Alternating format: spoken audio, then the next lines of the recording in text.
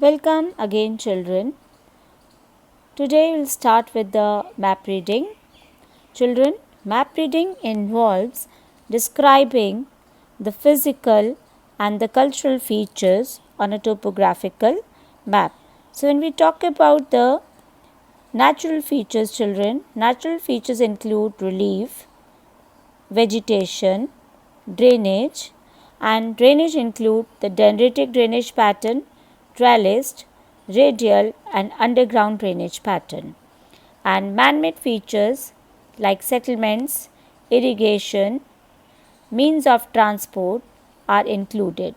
So children, today I am going to talk about the drainage patterns and the settlement patterns in different areas in different terrain. Number 1, I will be talking about the nucleated pattern. So, nucleated settlement, when I say, in such settlements, buildings and huts are compact cluster.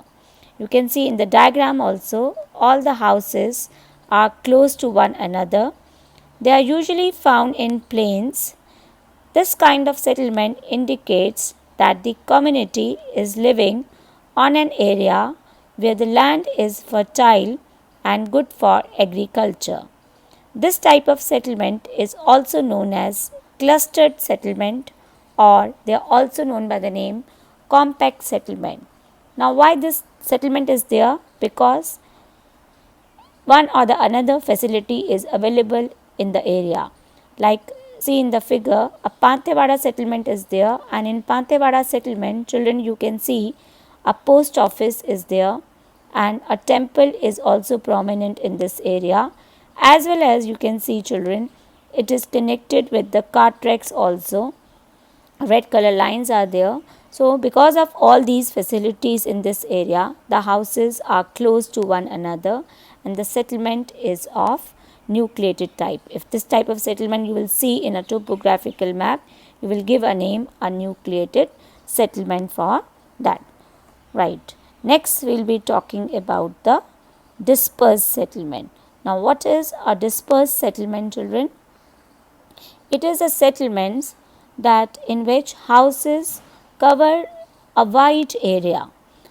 They are often the homes of the farmers and can be found in the rural areas.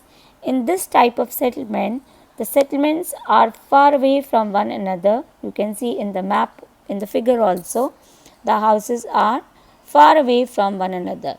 What is the reason for this? Maybe this region is not fertile, soil is poor in this area, right? Maybe a highland, a hilly region it is, right? So that is why less population lives in this area, sparse population. So that is why houses are far away from one another. So this is regarding the dispersed settlement. Next I am talking about the linear settlement. Is normally small to medium sized settlement or groups of buildings that are formed in a long line, right? Many of such settlements have transport routes such as a road, a river or a canal through some form due to physical restrictions such as coastline, mountains or hills or valleys are there. So that is why the development particularly there along the river bank, along the canal, like this. Like in the figure you can see that most of the settlement is along the bank of the river. All these settlements are along the bank of the. Next is radial settlement, also known by the name a circular settlements because of their circular shape, and they are also known as star shaped settlements because the streets in the settlements start from the nodal point which creates a star like shape. Same thing you can see in a figure also. This is a settlement and the settlement is connected with the cart track from all the sides, making a star like pattern. A pack track is also there, right? So this is making a star like pattern, a ribbon pattern. That is why it is known as a radial settlement. Now children, you can see why this settlement means is there, because maybe a settlement is there and it is this settlement having a facility of car tracks joining from all the sides, right. So, this star-like pattern is known by the name a radial settlement. So, this is regarding the settlement pattern in your topographical sheet, how you can identify the different type of settlement patterns in a topographical sheet. Now, children, next I am talking about is the drainage pattern. So, when we talk about this drainage pattern here in a topographical sheet, this term drainage basin describes an area drained collectively by the network of a river along with its tributaries, subtributaries as well as their distributaries also. So, that means an area drained by a single river is called its catchment area, and when the number of tributaries and subtributaries join, then it is known as a drainage system of that area. Now, in the topographical sheets usually develops a pattern. How you will identify? That means a pattern is being developed which is related to the general structure of its basin. There are three distinct patterns can be recognized on a topographical map. Because the terrain is different, children, a relief is different. So, that is why the different drainage pattern being developed in an area. So, children, first I am talking about the drainage pattern, that is the dendritic drainage pattern. Is the most common form and looks like the branches pattern of tree roots. That means it looks like a branches of a tree. And in this pattern particularly, children, the main stream is flowing and the other streams joining, making an acute angle with them. Making an acute angle, you can see, right? All they are making an acute angle, right? So, when they are making an acute angle, so this type of pattern is known as a dendritic drainage pattern. It develops in regions underlain by homogeneous material, that is, the subsurface geology has a similar resistance to weathering, so there is no apparent control over the direction the tributaries take. So, this is the pattern generally develops in the plain areas, right. So, that pattern is known as a dendritic drainage pattern. So, how you will identify, children? The basic thing is that they are making a they are making a like the branches of a tree and making an acute angle with the main stream. So, that pattern is known by the name a dendritic drainage pattern. So, next I am talking about is the trellis drainage pattern. Occurs where the subparallel streams erode a valley along the strike of less resistant formations. What does it mean? It means that it forms in those areas where there are hard and soft rocks are available. Alternate hard and soft rock pattern is there. So, this type of pattern is developed in those areas. These beds are usually steeply dipping and may be part of a fold system. The tributaries often intersect at right angles.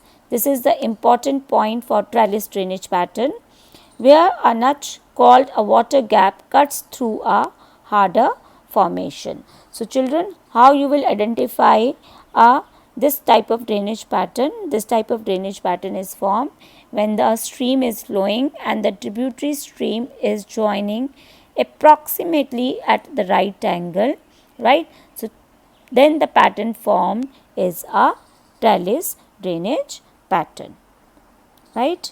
Next I am talking about is the radial drainage pattern, children.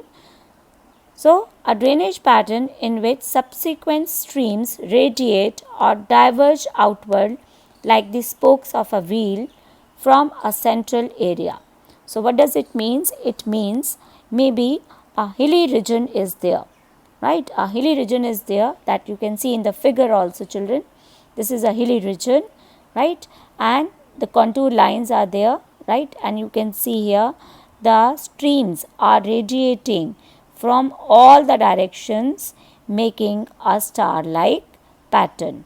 So, this type of pattern is very easily identified because whenever the contour lines are there and the streams are radiating from it, that means they are originating from this highland, right, and the pattern formed is known as a what? A radial drainage pattern, right. So, it is very easily identified on a topographical map.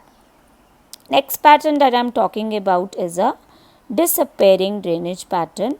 Now, what is a disappearing? From the word you can easily identify its meaning, that the streams disappear. Why they disappear? Because there is scarcity of water. So, disappearing stream do not join the main river, but simply disappear due to porosity of soil such as sand, that means it is a desert area, and insufficient water in its found in arid regions and not marked with dashes but a continuous black line in that. So, how you will identify, children, on a topographical map? See here in the figure, you can easily see in the figure that the streams and then black dashes are there. If this type of pattern is there, this means we are talking about a disappearing drainage pattern. This type of stream is a disappearing drainage pattern. This type is generally there in the areas where the rainfall is very less, and that is a desert area. That is why rivers not having sufficient water to join the main river, and the pattern formed is a disappearing stream or disappearing drainage pattern. It is known by the name, right. So, this is regarding the drainage pattern here. So, children, let me conclude with this. Thank you, children, and have a nice day.